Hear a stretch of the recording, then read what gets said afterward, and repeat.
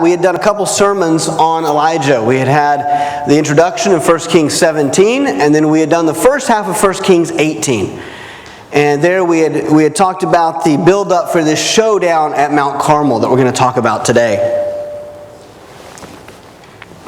One of the things that has struck me in thinking about this time period and what's going on with Ahab and Elijah is that in some ways the situation in Israel wasn't much different than today.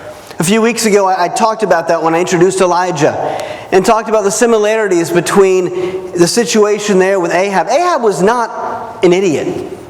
We want to cast the villains as being somehow buffoons or stupid in their decisions. Sure, he was unwise to not follow God, but politically, he was quite a smart man. He was making good political decisions from a secular standpoint. He was making economic trade agreements. Israel was becoming a thoroughfare for goods to be traded north to south. He was making good political and military alliances. Of course, Jezebel is the even greater villain in the story. But from a political standpoint, because of her family connections, it made a lot of sense for him to marry her. It created a military alliance, and it protected them against, because she was from Tyre, and so the alliance between Israel and Tyre protected them against the growing threat in Damascus. And so there were practical reasons. Ahab was thinking through his decisions, and he was making very shrewd decisions, except he wasn't a spiritual man. And so instead of trusting that God could protect him from Damascus, that God could protect him from the threat in Tyre, that God could provide for the needs of the people economically, instead he was trying to make sure that he did everything that he could to provide. Now, as a political leader, he had a responsibility to do everything he could for his people, but not anything that went outside of God's bounds. And what he had done is he had decided that it was more important for him to maneuver politically, strategically, than it was to follow God's law. And so in marrying Jezebel, he had allowed 450 Baal prophets to come into the court of the king. Now in the beginning, he had actually 3 different sets of prophets, about 400 each. The 2 that matter to our story are the prophets of Baal and the prophets of Yahweh. There were also about 400 that Jezebel had for another god. They were all had access to Ahab's court. There was this live and let live mentality. Sure, we don't all agree, Baal, Yahweh, but we can all get along. Things are good. Times are good. God had been blessing them. They weren't in exile. The economy was thriving. And so we can all just get along. That seems to be the attitude, which again very much relates perhaps to the situation in much of the West today, at least in our world. Where when things are good, when there's prosperity, a country like Norway, it's easy for us just to all get along and accept that, we come from different cultures and different religions. But you hear your average Norwegian Christian will tell you that all the religions are equal. It's just nice to have some faith. Because everything's good. We're able to get lulled into a sense of mediocrity. And that's the situation that God has found Israel to be in. And so God is wanting to stimulate them back to serving Him because they really don't care about serving God or Baal. They serve whoever's convenient. And things are going well. So seems like it doesn't really matter who you serve. And so God has sent this drought to get their attention. And if you weren't here a few weeks ago, I mentioned one of the reasons a drought is so key is that Baal is the god of rain. And since so many had begun worshiping Baal, God is pointing out that Baal has no power. It is only God who decides if it rains or doesn't rain. So God sends this drought for 3.5 years. There's no rain on the land. Now surely over that 3.5 years, the prophets of Baal have been praying and begging Baal to send rain. But no rain has come. And God's wanting to make sure the people know when rain does come, who provides it. And so that's the situation we find ourselves in. But up until this point, and until we get to the showdown at Mount Carmel, there seems to be a very lackadaisical attitude. A very live and let live. That it doesn't matter if you're worshiping Yahweh or Baal. Or you know what, maybe you worship Yahweh on Saturday and Baal on Monday. And it makes me wonder about the attitude in much of the church today. I was reading through some army slogans when they're recruiting, or military slogans that recruiting soldiers. Have you ever noticed that during wartime, the type of recruitment posters and slogans are very different than peacetime? Here's some posters from World War I. Lend your strong right arm to your country, enlist now. Your king and country needs you. Britain needs you. Irishmen, avenge the Lusitania. Join an Irish regiment. There's this idea of avenge. There's this idea of duty. Protect the nation's honor. Australia has promised Britain 50,000 more men. Will you help us keep that promise? There's a duty. Here, the sword is drawn. The Navy upholds it. And you can see written, we can do no otherwise. Sounds a little bit like Martin Luther's, probably not real, but famous legendary quote, I stand here and can do no other. There's a sense of duty that we need to stand up, that we need to rise up because the nation needs us, the people need us, we have promises we've made, the world needs us. I don't have any posters for peacetime, but I have some statements. Here's some that come from the Australian military during peacetime. Army, challenge yourself. It's not quite the same. It's not quite the same as let's go avenge the 1,198 deaths on the Lusitania. No, just challenge yourself. You can grow as a person. How about find the job that's right for you? It kind of lacks some punch from the sword is drawn, we must uphold it. Find the job that's right for you. I love this one. Further your education and join the Australian Defence Force. We have a fantastic range of education and career options for almost every stage of life. Doesn't even sound like the military. It's just a nice, some kind of multi-focused corporation or something going on. We got all kinds of fantastic career opportunities. Join us, grow, become a better person. We see there's a huge difference in how the military recruits when it's war. People want to stand up. After 9/11 in the U.S., I know people that enlisted. I know people that re-enlisted. Some of you that have been here a long time, like Gary, who was here a long time ago, will remember T.J. Clough. He was a JAG for the military. He had become a private lawyer, but after 9/11, he signed back up because he felt like his nation needed him. There's this idea that there's a need to fight for, and when you read this, you see that sacrifice is implied. We need to sacrifice and get out there and do something. But when you read the peaceful recruitment, it's become a better person, find a great job, get an education. When you look in our Christian bookstores, which kind of slogans do you see more on the book titles? Some best-selling Christian book titles recently have been things like The Key to Peak Happiness, Thinking, and Health. What on earth am I here for? The Secret to Love That Lasts. Or you may remember Joel Osteen's bestseller, Live Your Best Life Now. Now, I'm not saying that God doesn't want us to live a great life or doesn't want to bless us or doesn't want us to be able to grow in who we are. But it concerns me when the titles are all the peacetime titles. Where is the sacrifice, lay down your life, follow Christ? Where is there's nations out there that haven't heard the gospel that need you? And then this all hit me. I was reading about these slogans before I went to Japan. And I remember I was walking down the streets, and I can't even remember what city we were in at the time. And everyone is just so nice there. I mean, it puts Europe to shame. Everybody's so helpful and goes out of their way. And these are such wonderful people. And yet, they're the second most unreached people group in the world, the Japanese. And I'm thinking how sad that it's so easy here to think, oh, but they're such nice people. But when you think about places like Papua New Guinea, where there's still tribal warfare and they still eat the dead, oh, those people, they need Jesus. And we tend to think that's where the need is because of the exterior things, and we forget that even really nice people need Jesus. That even the nicest Norwegians you meet need Jesus. And so I'm afraid that we in the church, in the West at least, have been lulled into a sense that we're at peace. And we forget that Paul wrote to the Ephesians that we're in the middle of a battle. It's not against flesh and blood, but it's against the spiritual forces. But it's so easy when things are peaceful and nice and no one's persecuting us and we have good jobs. Okay, the economy's not great right now, but those of us that are still here, at least still have jobs so far. And it's easy for us to get lulled into a sense of security and a sense of, well, I don't want to offend my neighbor, my nice Norwegian or Japanese or wherever they're from. They're nice people. And we don't get that sense of the fact that they need Christ. We look at places like Nineveh in the Bible where they were such evil people that they would actually skin their enemies and hang their enemies' skins on the walls for decoration. Oh, they need Jesus. But they don't need Jesus any more than your next door neighbor needs Jesus.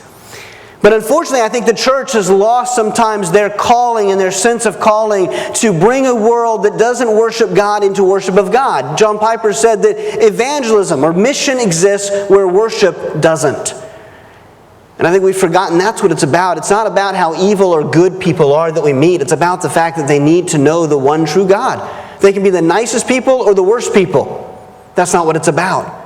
I was in Berlin a couple years ago where our church is part of a team of churches that's planting a church in East Berlin now. We went to Berlin. We actually were considering planting a church southwest of town, somewhere down here, in a city called Potsdam.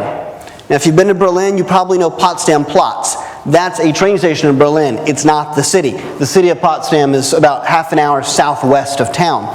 We went there to do our feasibility study, and we decided it was not feasible to plant a church in Potsdam. But we decided that so early into our trip, and we had a little time left, and the idea had come up about East Berlin. Because the IBC has 30 churches in what was formerly West Germany. We have 0 churches in what was formerly East Germany. And so our church in Berlin is in the southwest side of town. So we begin to meet with people, with expats, internationals, pastors, missionaries, to find out if there's a need on the eastern side of Berlin. And one of the meetings that was really key for me was a meeting with expat wives. These were non-Christian expat wives. Somebody in the church invited her friends over. She was a Christian, but the rest weren't. Invited them over to her house for coffee and to sit down with these pastors. Now you can imagine there was a little bit of uncomfortableness with those women because they'd never had a meeting with pastors before. But we tried to put them at ease that we weren't so weird, and we began to ask them questions about Berlin and the situation because expat wives know what's going on internationally in a city. They know where people shop, they know about international festivals, events, schools, organizations. And so we said, look, we know you may not go to church, that's okay, just tell us about Berlin. Tell us about the international scene and what's going on and where do people gather and where there might need to be a church. And so we're asking these questions.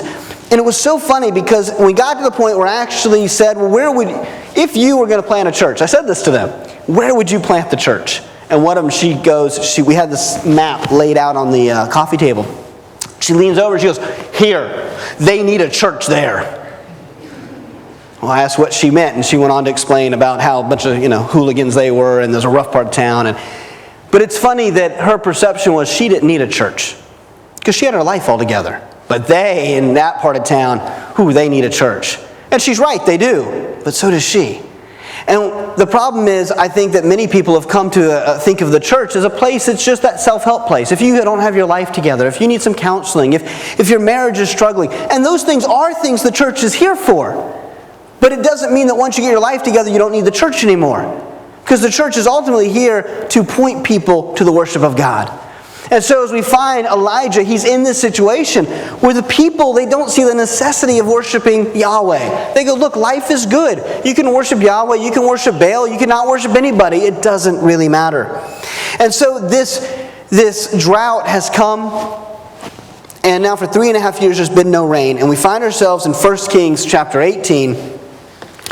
And Elijah has come out of hiding. Ahab has been searching for him. You see, I think Ahab believed in God. I think Ahab was just polytheistic. I think he believed in Baal. I think he believed in Yahweh. I think he believed in whatever would work for him. He didn't care that much. He cared more about things running efficiently. And so he realized that Elijah had somehow shut up the heavens. And he's been searching for 3 years to find Elijah and get him to open the heavens up and get rain to come. So he believed God had power, but it doesn't mean he was willing to worship God as the one true God. So we find us here, we're going to read verse 20 through 24. So Ahab sent to all the people of Israel and gathered the prophets together at Mount Carmel. And Elijah came near to all the people and said, how long will you go limping between two different opinions? If the Lord is God, follow him. But if Baal, then follow him. And the people did not answer him a word. Now some people have gotten the idea that Elijah was also polytheistic and just thought that God was the greater God. I would say it's quite clear that's not Elijah's point. Elijah's point is not that there is a Baal. His point is, if Baal is the true God, him, or if God is the true God, but there's only one. It's either Yahweh or Baal or somebody else. But he is very strictly monotheistic, saying there's only one true God. There's only one that has all the power, is the Creator, that we should worship. Then Elijah said to the people, I, even I only, am left a prophet of the Lord, but Baal's prophets are 450 men. Let 2 bulls be given to us, and let them choose 1 bull for themselves, and cut it in pieces, and lay it on the wood. But put no fire to it. And I will prepare the other bull, and lay it on the wood, and put no fire to it. And you call upon the name of your God, and I will call upon the name of the Lord, and the God who answers by fire, he is God. And all the people answered, it is well spoken. So Elijah has proposed a challenge, and the people have agreed to it. We're going to test and see which one is the true God. Whichever one can consume the offering by fire from heaven, not us lighting a fire, that one is clearly the true God. Now you notice Elijah says he is alone left as a prophet. We know that Obadiah had saved 100 prophets and hidden them. We also know that there had been 400 prophets of Yahweh in Ahab's service, but Jezebel had been killing prophets. And so there's a good chance that while Elijah has been spared, that this drought that Yahweh brought on, we don't know. But I think there's a good chance that Ahab had been interrogating the other prophets of Yahweh, trying to get them to get God to let it rain, and when they didn't, executing them. There's probably a whole lot of prophets lost their lives in service to the one true God, because God wasn't going to open up the heavens for those prophets, only for Elijah. But there may have been those 100 that Obadiah saved, they may have still been safe. When Elijah says he's the last one, we know there are other schools of prophets later on, so he's the only one standing there. The others may be in hiding somewhere still, or at least some of them may be alive, some of them have probably been executed. But he's the only one that's willing to stand there against Ahab and stand up for God at this moment, out in the open. Now, you may wonder, this idea of the fire consuming the offering, was this a fair challenge for Baal? Baal is the god of fire. But Baal is also the god of lightning. He's the storm god. And so the idea of Baal being able to consume an offering by fire is not far-fetched for them. This should be easy for Baal. He can send rain, except for he hasn't for 3.5 years. But he can also send thunderstorms with lightning that can strike and set things on fire. So this is right up Baal's alley. If they had asked Baal to do something different outside of weather, that'd be a different story. But this should be something that's exactly what Baal would do. And so the people, the prophets, they accept this idea. Let's read the next 2 verses. Then Elijah said to the prophets of Baal, choose yourselves 1 bull and prepare it first, for you are many, and call upon the name of your God. But put no fire to it. And they took the bull that was given them, and they prepared it and called upon the name of Baal from morning until noon, saying, O Baal, answer us. But there was no voice, and no one answered. And they limped around the altar that they had made. So here, it's interesting that he gives them the choice. He says, you can have either bull you want, but they won't pick one. We don't know why. But they won't make a choice. So Elijah gives them one of the bulls. The scripture says they took the one given to them. They take it and they prepare it, and they begin for the first half of the day trying to get Baal to answer, but Baal won't answer. And then Elijah begins to heckle. Reading in verse 27, and at noon Elijah mocked them, saying, cry aloud, for he is a god. Either he is musing, or he is relieving himself, or he is on a journey, or perhaps he is asleep and must be awakened. And they cried aloud and cut themselves after their custom with swords and lances until the blood gushed out upon them. And as midday passed, they raved on until the time of the offering of the oblation. But there was no voice, no one answered, no one paid attention. So here Elijah begins to mock and say, maybe Baal is on the toilet. Maybe Baal is asleep. Maybe he's on vacation. Now, as ridiculous as that may sound to us, these are things they believed about Baal. They believed that Baal took vacations. You got to yell louder. He's out of town. He's not in his office. They believed that Baal would fall asleep at times. It was their custom to cut themselves, and there are not necessarily the Baal worshippers at this time, but other pagans who had similar practices. There's plenty of examples where priests actually killed themselves, not on purpose, but by cutting, trying to get the god's attention. The blood would gush so much they would die by bleeding out. And there's a very good chance some of them could have died in this process. We don't know. But so they're whirling around, they're cutting themselves, they're just trying to get Baal to pay attention. It was believed not only would Baal fall asleep, but that Baal died every year. And his sister, who was also his lover, had to go into the underworld and actually bring him back to life. And so maybe he's just dead right now. Maybe he's just asleep. It's a striking contrast a God who must be raised from the dead versus the God who used Elijah to raise the widow's son from the dead. And so these priests are trying so hard. You've got to give them credit. They're dedicated. They believe. You know, the priests of Baal and Elijah, they believe. The rest of the people don't have any belief. And sometimes I actually feel better knowing at least they believe in something. I remember my first time I ever went to Turkey, and I heard the minaret call for prayer for the Muslims, and no one moved. Everybody just kept going about their daily business. Now, I'm not saying I wanted them all to start praying, but I thought, well, this is sad that they believe in a one God, and yet they don't even stop to pray when that's what they're supposed to do.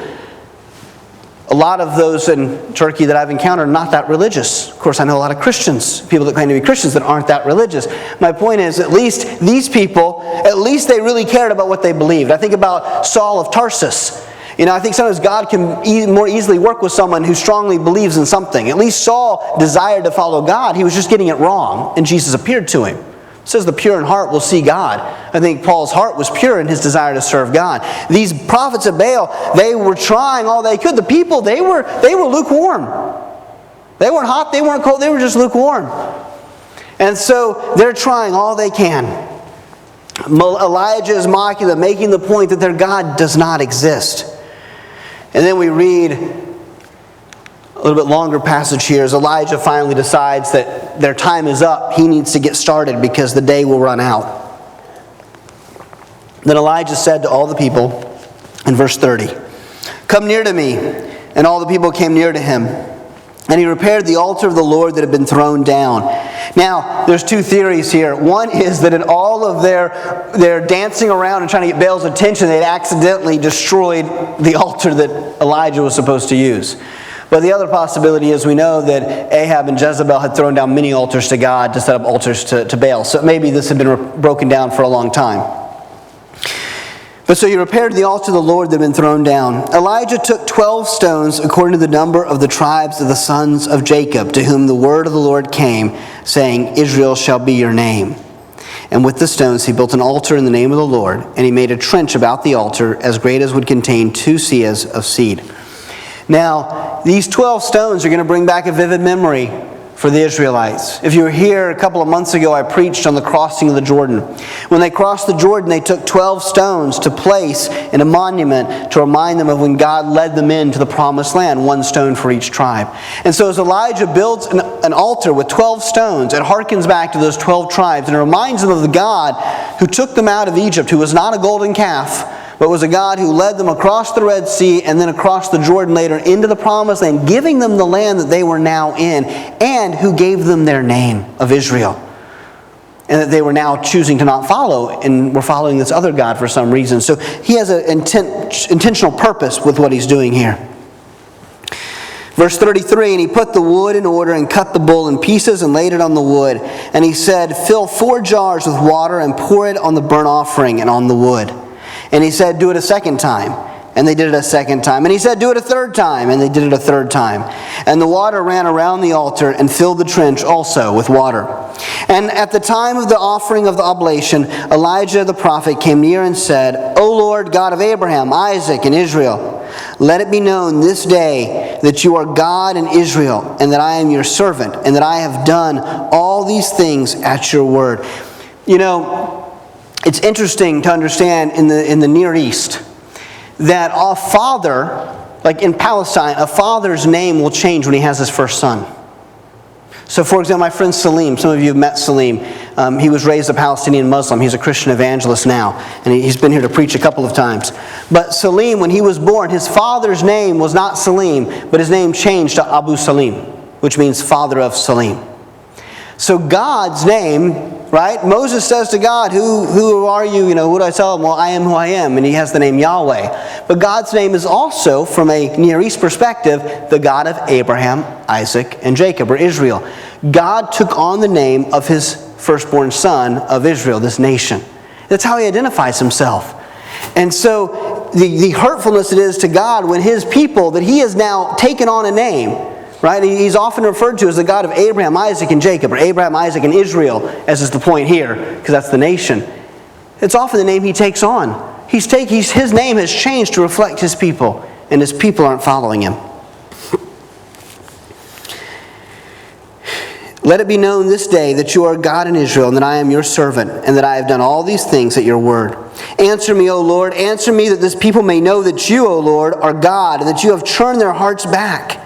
Then the fire of the Lord fell and consumed the burnt offering, and the wood, and the stones, and the dust, and licked up the water that was in the trench. And when all the people saw it, they fell on their faces and said, The Lord, He is God. The Lord, He is God. And Elijah said to them, Seize the prophets of Baal, let not one of them escape. And they seized them, and Elijah brought them down to the brook Kishon and slaughtered them there. Now, it may seem a bit cruel to slaughter the prophets, but they were under the Old Testament law, and if you read Deuteronomy 13, 1 through 5, God makes it clear that if anyone is a prophet, claims to be a prophet and makes prophecies or claims to false gods, and they don't come true, that the punishment is death. So Elijah is simply instructing them to follow the law. The fact that the people do it shows that at least for a brief time, their hearts have been turned back to God, because they've realized they need to follow the God of Abraham, Isaac, and Jacob, the God who gave them the law through Moses. And so when they now abandon their other ways and go to execute these prophets of Baal, they are following God's teaching, following God's law. They go to the brook Kishon. Something interesting here, you've got 450 prophets being slayed. This is that brook. It's actually one of the bigger rivers in Israel. Although at the time, after 3.5 years of no rain, it probably was a smaller brook. So here they are down here, and they're going to kill them by the brook. We don't know, but the expectation is they probably threw the bodies into the water, and guess what happens next? Huge rains come. And that brook fills up and becomes a mighty river, and that blood and bodies wash all the way through Israel out into the Mediterranean Sea in Haifa. I think there was an intent there that Elijah had done. Having them killed there by the brook was a chance for there to be a sign. All of a sudden, and anybody along the river, which people live along rivers, especially back then. That was where you had your water and the things you needed. They would see these 450 bodies of the prophets of Baal, who were probably wearing clothing that identified them as priests of Baal. And so all people, even the ones that were not here, which, by the way, Mount Carmel has a great location. You can see Mount Carmel from even like Nazareth and pretty far away. And so when that fire came down, it's a pretty good chance that people far away had seen this fire coming down out of heaven. But now people along the river are seeing these bodies float by. It's a pretty vivid illustration of what happens when you follow Baal. We'll read here the ending of the chapter of 1 Kings 18. And Elijah said to Ahab, Go up, eat and drink, for there is a sound of the rushing of rain. So Ahab went up to eat and to drink. And Elijah went up to the top of Mount Carmel. And he bowed himself down on the earth and put his face between his knees. And he said to his servant, Go up now, look toward the sea. And he went up and looked and said, There is nothing. And he said, Go again 7 times. By the way, we haven't met the servant until now. We don't really know too much about the servant. There is a church tradition. I have my doubts about its validity, but Jerome, one of the church fathers, one of the church historians, who records some other fascinating tidbits that we think are true, recorded the tradition that had been handed down by the Jews that Elijah's servant was actually the son of the widow that he had raised from the dead. It makes sense because he had no one with him, as far as we can tell, when he went into exile, when he went to the widow's house. So it makes sense that after living with the widow for a few years, that perhaps her son, after having been raised from the dead by the prophet, was more than happy to carry his bags for him. But the legend, if you will, from Jerome goes on that states that servant would later become the prophet Jonah. But that's not in the Bible. That's just what church historians from 2,000 years ago passed on to us. That was at least the Jewish tradition. So the servant goes back, whoever he is, 7 times. And at the 7th time he said, Behold, a little cloud like a man's hand is rising from the sea. And he said, Go up, say to Ahab, prepare your chariot and go down, lest the rain stop you. Where they're going off of Mount Carmel is a great plain, and that plain, when it rains heavy, becomes a muddy mire. And his chariot would not be able to get through it once the rain was really going. And so he's wanting to get going. And in a little while the heavens grew black with clouds and wind, and there was a great rain. And Ahab rode and went to Jezreel. That wasn't the capital, but he had a royal residence there. And the hand of the Lord was on Elijah, and he gathered up his garment and ran before Ahab to the entrance of Jezreel. Now this is actually significant that Elijah ran before Ahab. If you read 1 Kings chapter 1, verse 5, when Adonijah, the son of Haggith, wanted to become king. He says, I will be king. And he prepared for himself chariots and horsemen and 50 men to run before him. All right, that was Adonijah. It's 1 Kings 1:5. The point is, the king would always have runners who were running along in front of or around his chariot. And those men were honoring him and were like these forerunners that went before him.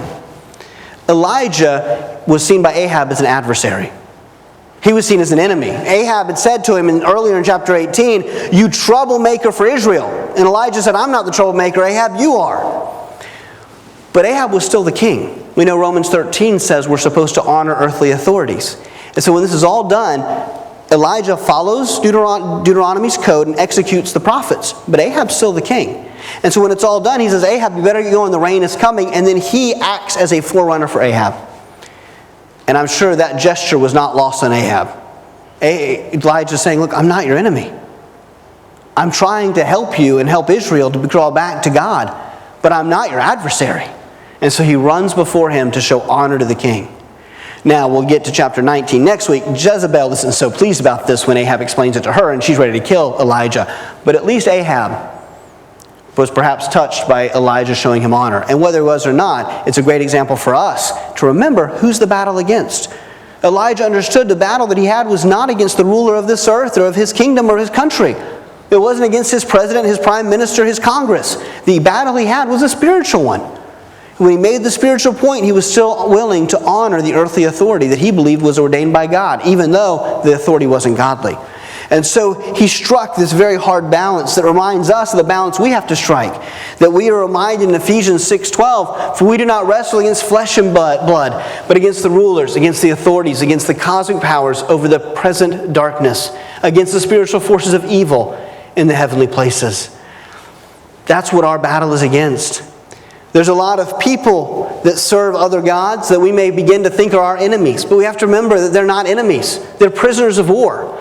Those who serve in false religions or cults or even don't serve any God at all, they're not the enemy. They're the harvest. But they're prisoners of spiritual rulers who have got them entangled, who have got them bound by sin and by blindness and by their flesh. We're supposed to be freeing them. And so, while sometimes our nations may see them as enemies, and that's a whole different story, from a spiritual perspective, humans are never the enemy, they're the harvest. But there is a true enemy. And we should never get so comfortable that we think, that we begin to forget that there is a war at hand. That we begin to lose sight of the fact that God has called us into a battle, and no matter how nice life seems, no matter how beautiful of a day it is, how beautiful Norway may be, or the countries we visit, or the people that we know, the friends we have, there's still a battle raging on for the hearts of men. And we're supposed to be fighting in that battle. And it's not simply about going and joining the army and having a great career, being in God's army. It's about a battle. There's a duty. There's a need. One of the army posters that I read, it said, if not you, then who? And I think God asks you that question today when it comes to reaching your family, your friends, your neighbors, your colleagues.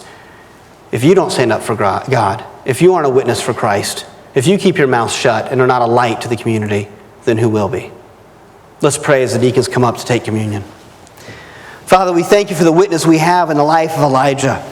We thank you for the example we have of how he honored you and at the same time honored the king, and how you had his back. You supported him in his ministry and what he was doing because he was following your call. God, help us to be able to follow the call that you've put on our lives. Each of us have different calls, just as Elijah had a different call than Obadiah, both godly men who are following you. God, help us to understand what the calling is on each of our lives, that we might be faithful to serving you in all that we do, that everything we do would bring glory to you, Father, whether it's in our job or whether it's in our family, whether it's in our community, in the church. God, help us to... We may not perform the miracles Elijah performed, but help us to have the heart of Elijah and the willingness to serve you wherever you call us. God, we pray this morning as we begin to take the Lord's Supper that you would bless this time as we remember what you did for us on the cross. That while we deserve to be up there, as Todd said earlier to the children, that the other thief, he deserved to be on the cross. Well, so did we. Christ didn't. And yet he went there so we didn't have to. And while we read about these terrible prophets of Baal, if it wasn't for your grace, we'd be just like them, fighting against you, running away from you. God, we thank you for your grace, that you have sought us out, that you've called us by name to become a part of your family. And so, God, help us to just impress on us what you've done for us this morning as we observe the Lord's table. We pray that in the name of Jesus. I want to just take 2 minutes now before we take up the Lord's Supper for a silent prayer. So please just take 2 minutes to pray there, and then we'll move on with the communion.